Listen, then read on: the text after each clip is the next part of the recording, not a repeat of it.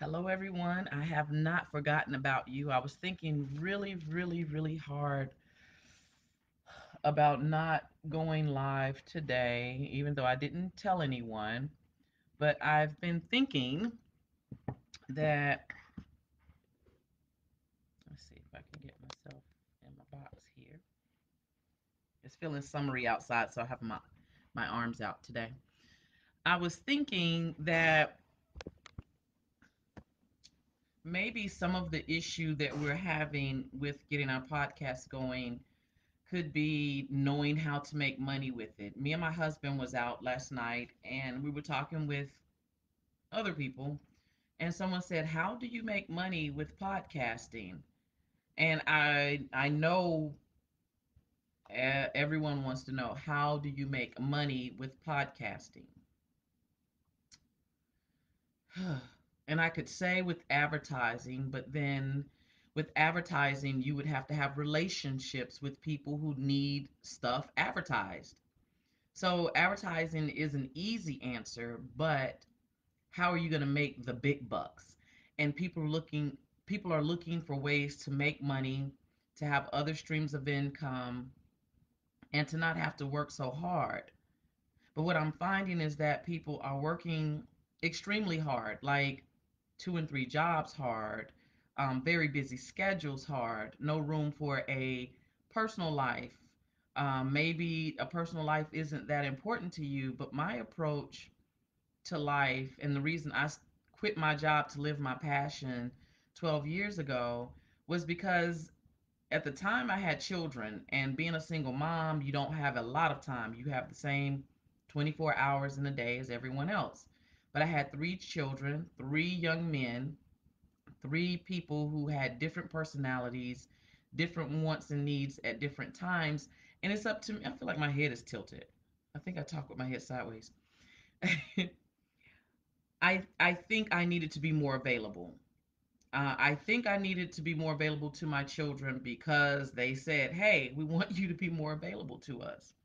So, having a schedule where I had enough money, um, enough of me, enough good energy, so I'm not just at home with my kids feeling pissed off that I didn't go make money.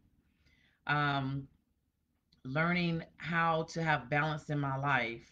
Yes, I would love to have a lot of money, but the truth is, in podcasting, to make a lot of money means you have to do a lot of work.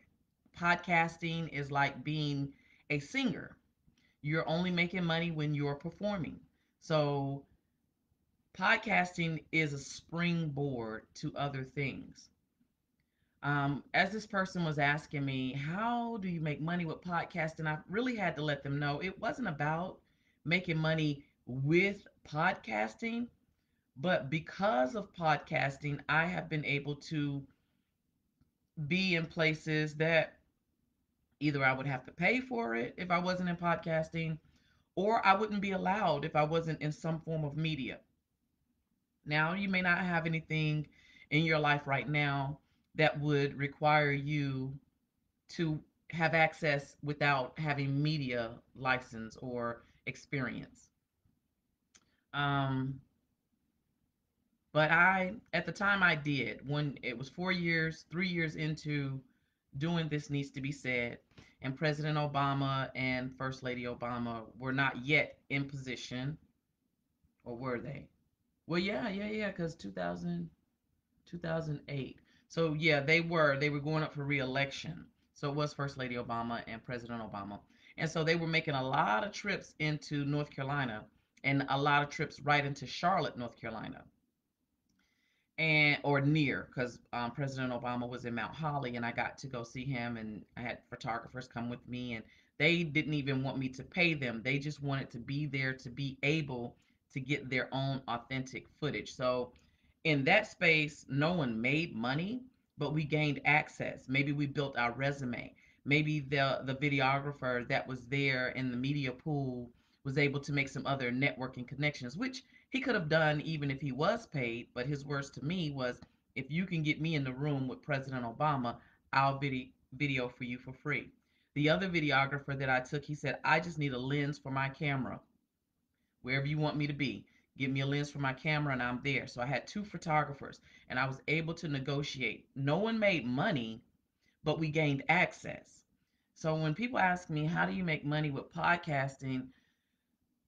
I'm kind of like, wow, like if you thought you only made money with your base job that you do at someone's company, if you thought that um, anything like Starbucks, we know Starbucks for coffee, and people seem to line up, and it seems like there must be some addictive thing inside of Starbucks coffee because everyone seems to have their little cup of whatever they just ordered up from the barista. But making coffee isn't what makes Starbucks money. um and it's your secret sauce. I didn't I was struggling between having this conversation because I don't want it to seem mysterious. I don't want it to seem out of your reach. What podcasting can do for you is virtually shake the hand of anyone you want to meet in person. I've been able to, and I'm only mentioning these names because they may be widely familiar to everyone. I've interviewed and shared my platform over 1,300 times. I can't say there's 1,300 guests because some of my commentators will repeat commentators for 2 to 5 years. Some people stayed as little as 12 months. But when it was time to do a celebrity interview, I got those opportunities. Why? Because I have a podcast and someone needed them to get an interview. And when I started podcasting, no one wanted their person on a podcast to be interviewed. So I leveraged my ability to talk. Gosh, what's the word? I may be saying it wrong, but I liked it at the time. But it means you can talk off the top of your head, extemporaneously. Extemporaneously. I'll find the word. But anyway, it means that you can talk off the top of your head. You don't need a script. You can bounce off of other people. And because I've had a lot of experience running my mouth, I used to get the can't refrain from unnecessary talking and needs improvement in school when they did grade us on talking too much in school. So I felt like I had the experience. So it does take experience in a lot of areas. It takes experience with relationships and mainly relationships. You make money with the relationships you build. You don't make money with podcasting. You don't make money with the TV show. And I used to wonder because I research people. I used to wonder how did Oprah make all this money? Because to me, if she's on at 4 o'clock every day for 25 years, and we read the Forbes report and they say that she's a billionaire, that she must be making money from somewhere. Oh, it's the sponsors and the advertisers. But why would she be a billionaire from sponsors and advertising? Well, one, that's not all she has, but the reason people want to sponsor and advertise during her hour-long show is because she's Oprah. But when did she become that Oprah? Because she's always been Oprah. Even before they had the Oprah Winfrey show, she was a newscaster. And in fact, she wasn't a successful newscaster, but she was a newscaster, a journalist nonetheless. And she was unsuccessful because she was too emotional. She's a perfect fit for a talk show because you want to be emotional and have feelings during an interview in a talk show. But during an interview with the news, they want you to not do that. So it wasn't bad because she's just a horrible speaker, is because her style of interview wasn't made for the everyday people she's going to come in touch with only for a few minutes and never really know what the rest of their story is unless somebody picks it up and finds the rest of the story interesting. And you notice that in news, there's a very small amount of time for people to be able to, say their message, and the journalist says, hey, this family's house is on fire. If you can help, or if you know anybody, give facts, facts, facts. That's what they're giving. They're not there to do a follow-up unless they are given a report to.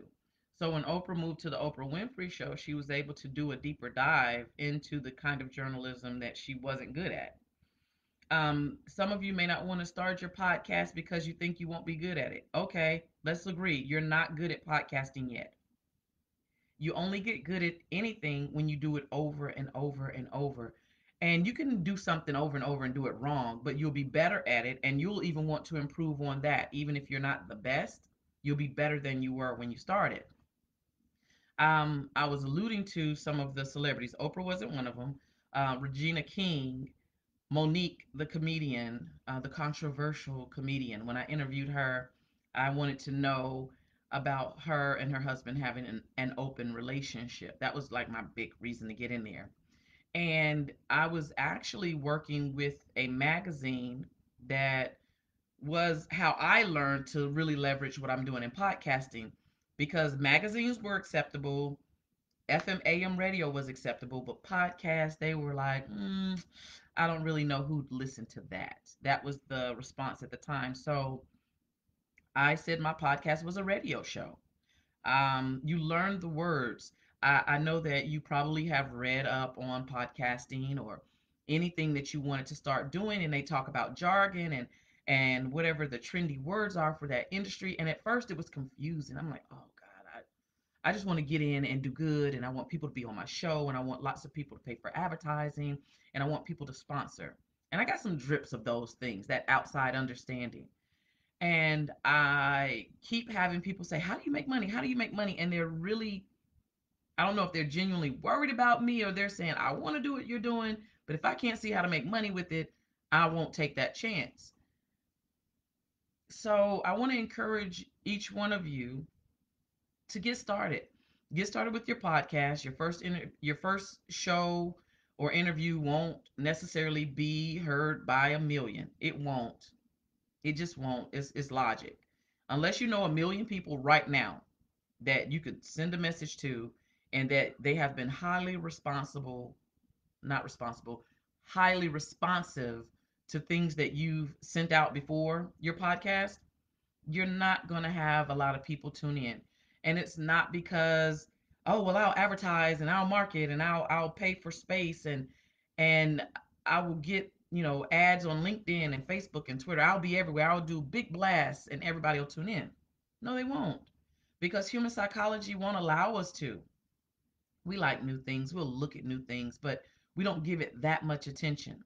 And if I do listen to your show now, I may not listen to it again for another couple of weeks. If I do listen to it for a month, something will happen next month and I won't be able to commit to it. Oprah did her show over 25 years and her audience on TV evolved over those 25 years. The day-to-day stuff that she dealt with, no, we won't know that because we're all human and we all have our own stuff we deal with. We can go by what's been publicized that, she struggled with her weight, fluctuating, or will she get married to Stedman? But who cares? She has a consistent partner. And I still don't, it's none of my business if she has an inconsistent partner. And we all know her best friend is Gail, right? But as far as how do you make money with your business, it doesn't matter about who you hang with and who you're married to and other stuff we don't know about you. What matters is that you have a purpose for your podcast. For me, mine was a way out of working for someone else. And if that meant sometimes, many times, not having a consistent income to cover expenses I've created in my home, so be it. Because I have been evicted, been in foreclosure, filed bankruptcy, and I've been on jobs. So if lack of money is going to be the issue, it's going to be the issue. I was a single mom. I'm highly educated.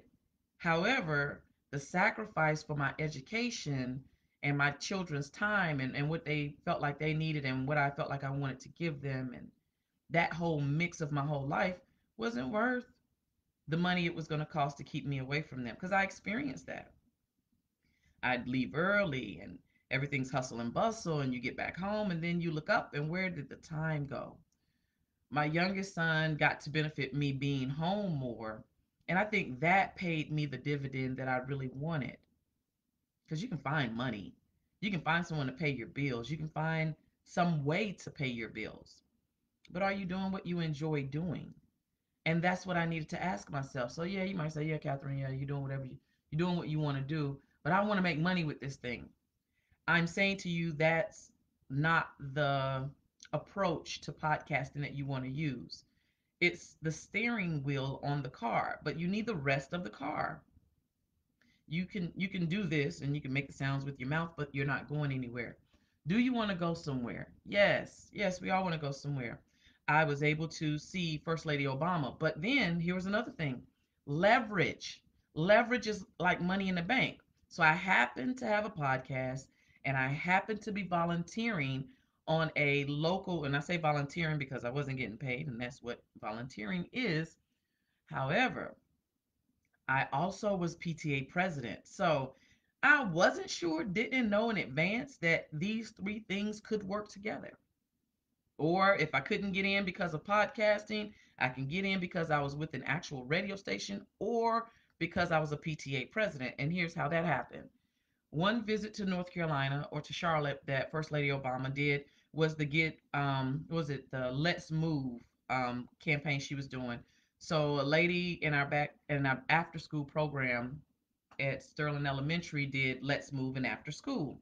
So her son was a DJ, is still a DJ, and they would pop up at different after school programs with Charlotte Mecklenburg schools, and they would for free have a impromptu party with the kids to get them moving, to get them fit, to get them in the mindset of not being lazy and being healthy and drinking water. And this person even got, and this is actually my cousin, she was able to get a sponsor. So there was a water sponsor, a DJ pop up, and then they got an official day in Charlotte for Let's Move and After School Day.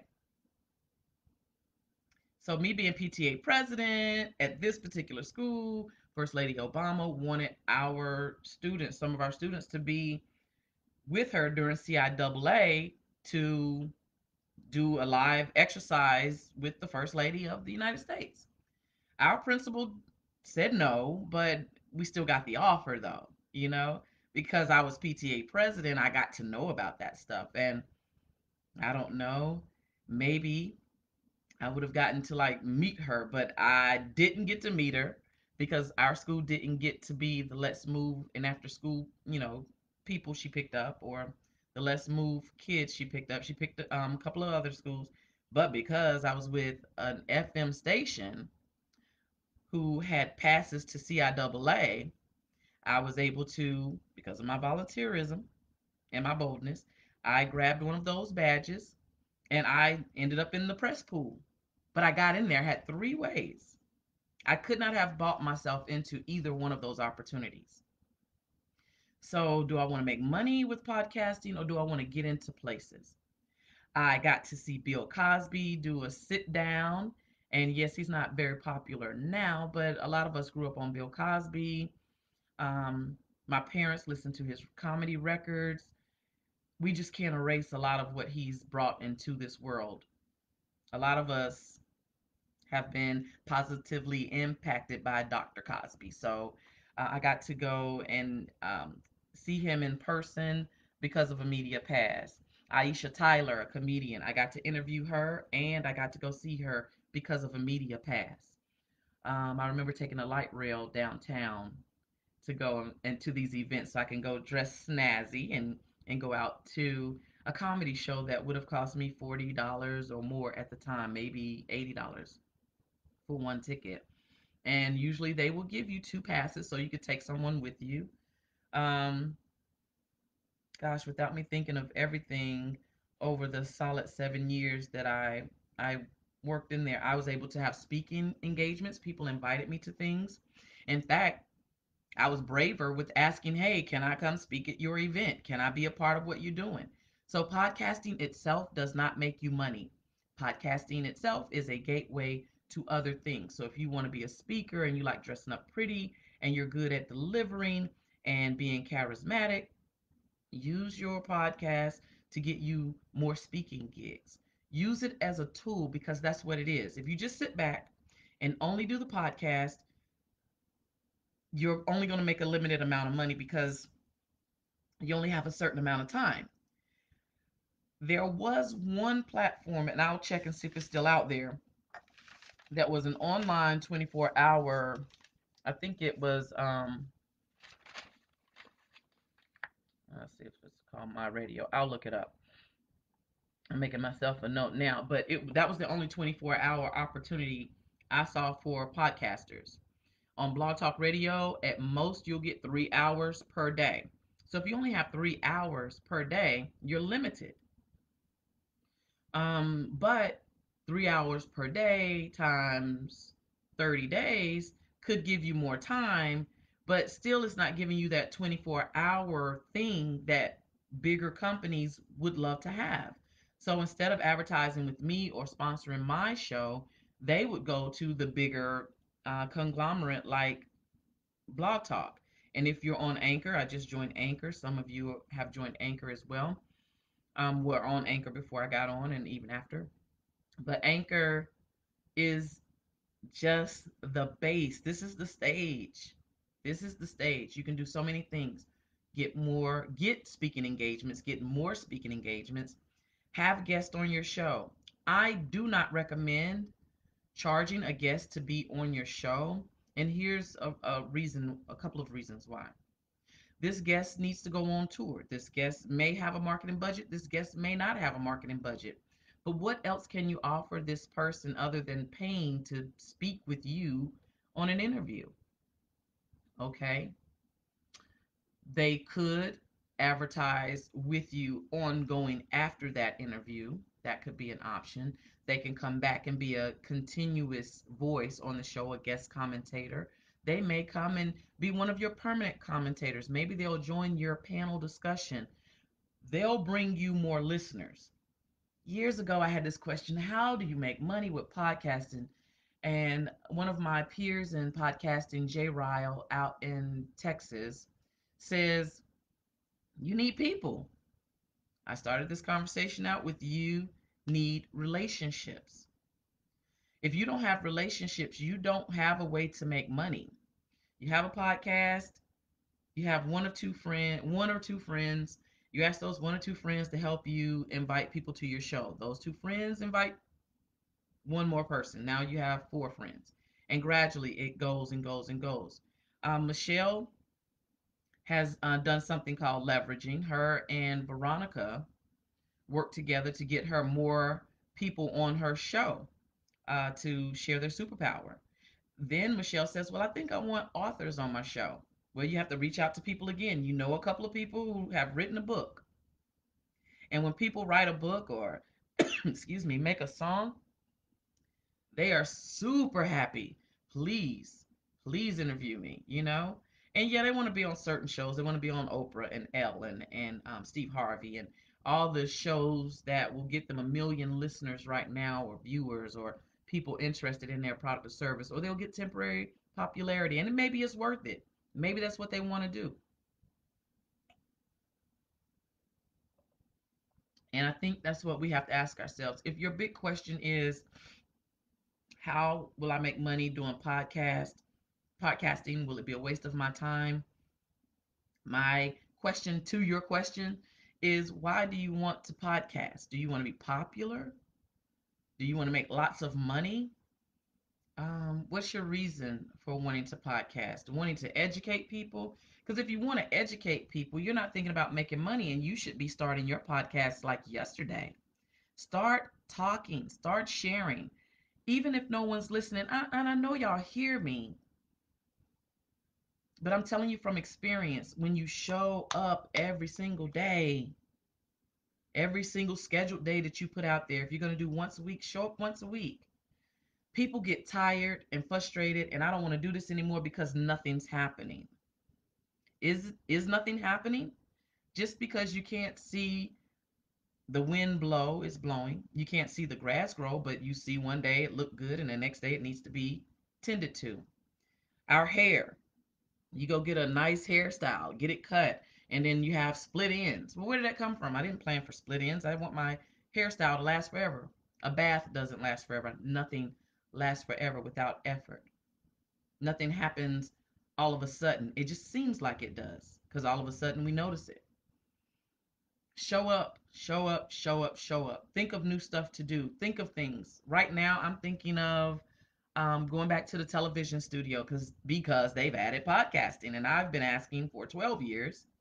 Add podcasting, well, not literally 12 years, probably about 7 years. I've been doing podcasting for, yeah, so it's probably about 7 or 8 years because I started doing a television show for 4 or 5 years after podcasting. And then being on TV, that's another thing. Just because you're on TV, you're living in at least two different perspectives right now. Someone sees you on TV, you're doing big stuff. But you know that you probably took $50 and put some snacks in the green room for your crew so that they would show up and run your cameras and direct your show. And you had to get volunteers. Like, podcasting isn't for lazy people. It's not for people who don't know how to get things done. It's not for people who are going to give up and not want to do it because it's not interesting anymore.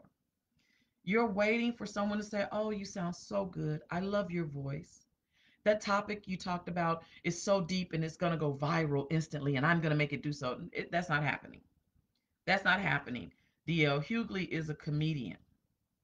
Al B. Sure is a singer, but they do radio shows. Were they not making enough money as comedians or as a singer? Everything we do leads to something else. That one thing is not what is making you money. It leads you into making you money. You have to start somewhere. The thing about entrepreneurship is, and it's not 100% across the board. The way I'm doing entrepreneurship, by me coming up with what I'm doing, me coming up with the concept and the system and the way that things will be carried out. And I'm the one that fixes the problem, or I'm the one that asks for help to get the problem fixed. I don't have a boss to say, "Hey, this isn't working, come fix it." So the way I'm doing entrepreneurship is based on what I can do on my own. Because what happens when you go look for a loan? They want to know, well, how much are you risking before we put anything up? They're not just looking at your credit score, they're looking at what have you done before you ask for help. Any space that you're truly going to learn in, you're going to be allowed to see what you can do on your natural ability, not on what you know, not on your skill, not on what you've been trained to do, but just naturally, what do you think you should do in this space? Oh, I think I should have a guest. I think I should say, brought to you today. This show is being brought to you in part today by Love Yourself Coffee. Whatever it is. For people who want to get in the habit of having commercial breaks, I have a site, public service announcements, that you can go to and add advertisement. You, by doing that, you show someone who would advertise with you what it would look like if they advertised with you. When I was trying to do my television show some years ago, it's very hard to sell someone on a concept that you can't give them a visual of, even if Love Yourself Coffee doesn't exist, and it doesn't. It's just my, here's my light. It's just my mug that I like so much that I use. Anyway, doesn't exist, but I'll practice right after this break. After these messages, we'll be right back. So you've seen commercial breaks. You've seen people do it. Talent is talent. Can you break into a conversation without seeming rude? "Hey, I got to cut you off because we got to go pay these bills." How do you get a guest to stop talking? You're worrying about so many things. And Jay told me, "Catherine, get the people." If you've seen the movie Field of Dreams, or if you've heard of the movie Field of Dreams, there's a line. There's a line in that movie that is said, and it's true. If you build it, they will come. Who's coming to the party and they don't know what's happening? They don't know who's going to be at the party. They don't know what's going to happen at the party. They don't know if you're a good party host. They don't know if they're going to get a gift. Do they owe you a gift? How does this work? What do you want the experience to be like? You don't know, because you don't even know if you're good at podcasting yet, because you haven't gotten started. Get started. Opening up an account and waiting for friends to give you praise. And then you're looking for the right kind of praise. Your first podcast, your second podcast, your 50th podcast. And someone says, "Ooh, I think you should keep doing that." Is that what's going to keep you going? This eventually will get past you needing someone to comment for you. You now have a microphone that when you see a Breonna Taylor, George Floyd um, situation, you open up your microphone if you feel led. Well, I'm not doing a show about civil rights, Catherine. No, not initially. I wasn't doing a show about pop culture when I started my show, but Michael Jackson died, and I grew up with Michael Jackson, and that became personal to me. Pop culture to someone, but personal to me. I remember deciding if I loved Michael Jackson or if Prince was better, and I have a relationship with these people. Even if people don't tell you they're watching, they're listening, they're checking it out. The habits of people who who listen to podcasts, they binge watch just like we binge watch Netflix or Hulu or Tubi or whatever on demand site you use. Yeah, and the movies, the first weekend, the opening weekend is so important, but not with your podcast. I want you all to get started. I want you to get started. I don't want you to be good. Not yet, because if you're perfect now, how in the world will you top being perfect the next time you do your show? Let's just get started. Talk about something, anything. I don't care if you do it for 5 or 10 minutes. Just get started. Make it a habit. Anytime you've started something new, it took a little graduating into it. Maybe you do 5 minutes. I'm going to do 5 minute moments. Do them. One of my clients, Lisa 6 and 3, her goal is to do a devotional every morning at 6 a.m. for 3 minutes. Lisa, at first, was going way over 3 minutes. We stuck with the name Lisa 6 and 3, and she still goes over 3 minutes, but not much. The point was to keep it short, keep it brief, make it something that people can pop into. This is for people with busy lives, but they want to do their Bible devotional. I think it's a great idea. And it's about to be a year old, and she's excited about what's next for it. People who have written their first book, your first book may be the best thing you've ever written, but how do you top that? You know, you want to be able to leave room for growth, for improvement, for adventure. Um, and I get people who are perfectionists. I get people who want it to be right. But think about how much time you're not developing relationships by waiting to be perfect first. Do you hear people complain about, well, I would approach this person, but they don't seem approachable. They have all their things together, but I don't. I'll wait till I get it together and then I will connect with them. Don't let that be you. Be approachable, be open, be willing to share with people whatever it is. And they don't know you until they hear you over and over and over. With me working from home and my husband works outside of the home, I get to pretend that I'm listening to different radio shows outside of the home. My neighbors, we live in an apartment, so I have neighbors all around me. They have their pets, they have their children, they have each other, cars, music, just different things. So there's one family downstairs from me. When they moved in, I thought, man, they're angry. But then they probably think me and my husband are angry too because we're loud people. Sometimes we are angry, sometimes we're not angry, but we're still loud people.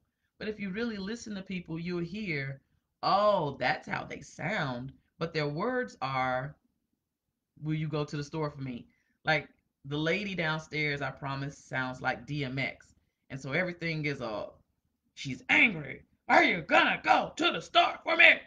But she's just asking, will you go to the store for me? And I was thinking, man, somebody's getting it every day, until I just close my eyes and I listen to the words. But because of relationship, this lady doesn't know I do that. I don't know if she listens to me. I don't know. But after I'm listening, I know that, oh, okay, that's how they sound. And I now am at peace because I don't need to be hyper vigilant because no one's jumping on no one, no one's beating up the old lady downstairs. She's just asking, will they go to the store for her? And she's not even upset. Um, But maybe you don't feel like taking time to get to know people. And if you don't feel like taking time to know people, it's going to make podcasting not much fun. Um, Spend time getting to know people. How do you make money in podcasting? Is through relationships with people. Those relationships with people will have you at dinners, luncheons that maybe the plate cost $100, $200, and you don't have to pay because they just want you to be there. And could you possibly interview a couple of people for your blog or for your podcast? And doing a podcast, you can do a blog, you can have a newsletter, you can have your social media. You can be someone that influences other people to tune into a show, to use a product, to try a service. Your podcast is a house. Someone is going to come visit your house and you want them to have a great experience. Someone says, "Oh, okay, well, I would like for you to come." I've been to movie screenings, I've been to lunches, I've been to youth events, I've been to presidential affairs, I've been to debates, I've been to museum revealings. I've gotten to go to pre-screen things, things that the regular population hasn't seen yet because I got a special pass to come early. And the hope is that as many, podcasters or media bloggers, whoever can come, that'll build buzz and they'll talk. So I have connections with people at the local museums and I like going to do these things. So it worked out for me. I get to go to parties that people have to pay to go to. I get to be behind the scenes on things. And all of this becomes relationship building for me. Because if one person sees me there doing something media like, when they have an event, they want to know, can I come? I live in Charlotte, North Carolina, but I've traveled to Greensboro, I've traveled to Durham, Raleigh, I've traveled to um, Georgia, Atlanta, Georgia. So I've learned that there are places outside of Charlotte, because in Charlotte you have to pay to use the library for community stuff, but you can use the community centers here for free or very, very cheap, but completely free. Atlanta, Georgia libraries and in Greensboro. I can schedule something and go up there and do an event in the library, well, after COVID, and it's totally free. I have it open to the public. I'm prepared to teach a class for anyone who will come and participate, and it's free. If you know how much it costs to rent a space out to do something, then you know that free is a big deal in this space. No cost to me, but in exchange, I offer it to their public. I allow whoever comes to their facility to participate. Sometimes nobody from their facility, just coming in will participate, but they could, and I'm open to it. I remember meeting Nikki Giovanni. I feel like I've told y'all this before. And we were honoring, the whole event was to honor Toni Morrison. And this was when Maya Angelou was alive. She was there. So being in the room with these great women was something that I couldn't have paid to be a part of because I wasn't a youth. I didn't know these people. I was in Virginia, had no reason to have a part in it. But someone said, "Hey, you want to help me with a book project for some young people?" And I said, "Sure." I wanted to go so I could be in a room with these great women. But after that event, at least for 2 years, this guy allowed me to use his facility anytime there was an opening and he didn't have something else planned, which was pretty often based on what I needed to do. So I've used it to host a coupon class. I've used it to host um, a business workshop, two business workshops, a vision party, and these weren't for me. I just leveraged his space for people who may need space. And I could have charged for that, or I could not have charged for that. But then by me letting someone use his space, they said, well, if you ever need a meeting space, because I know this is more social, if you need a meeting space, come over to my office. Give me access to their office. So you begin to exchange these things that would normally cost you money. So when does the money come in? You get a speaking engagement. Someone pays you up front. You write a book. I knew a guy who started his podcast just because he wrote a book.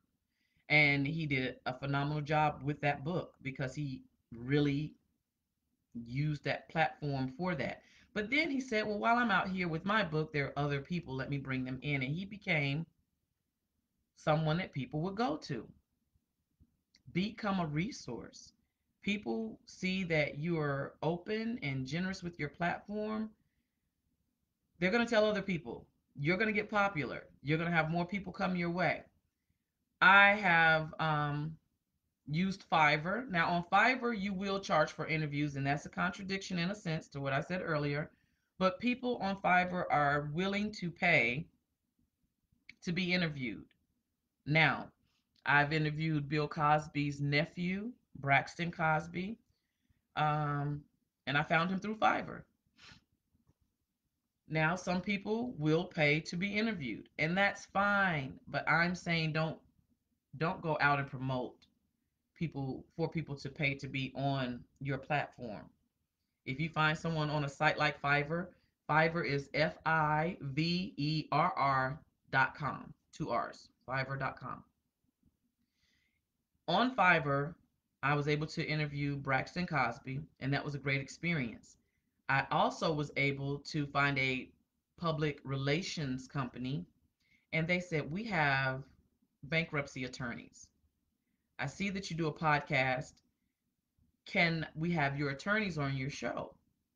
Well, at one point, I had so many attorneys. I had more bankruptcy attorney content from different bankruptcy attorneys than I had other content. And I began to get concerned. Do I need to set up a different podcast for this? And I thought about it, never did it. But they came back to me and they said, well, thank you for having them on your show. Thank you for keeping them in consistent rotation. I know we paid you for the interview when we got started. And what happened was, because let me back up.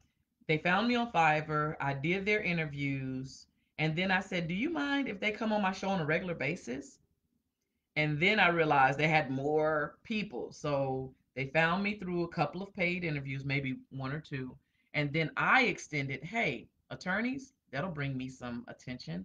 These are topics that people don't like talking about. Someone may be facing bankruptcy now and need to know it's not a bad word. And I've learned so much from them.